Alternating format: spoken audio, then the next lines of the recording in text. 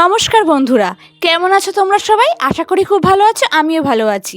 দেখতেই পাচ্ছ যে আমরা মেলাতে ঘুরতে গেছিলাম। হ্যাঁ, এটা আমরা রাসমেলাতে ঘুরতে গেছিলাম, আমি, পাপা আর আমার মা মিলে।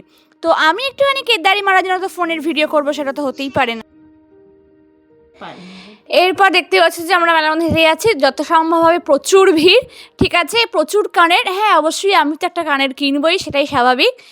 তো মা সামনে সামনে এগিয়ে যাচ্ছে, আর এখানে চলে এসেছি সেই ওয়াল হ্যাঙ্গিংয়ের দোকানে, যেটা আমার আর মায়ের খুব ফেভারিট। তো অবশ্যই আমরা একটা কিনেছি, সেটা শেয়ার করব পরে। আর এখানে চলে এসেছি একটা আইসক্রিম আর পপকর্ন হাওয়াই মিঠাইয়ের দোকানে।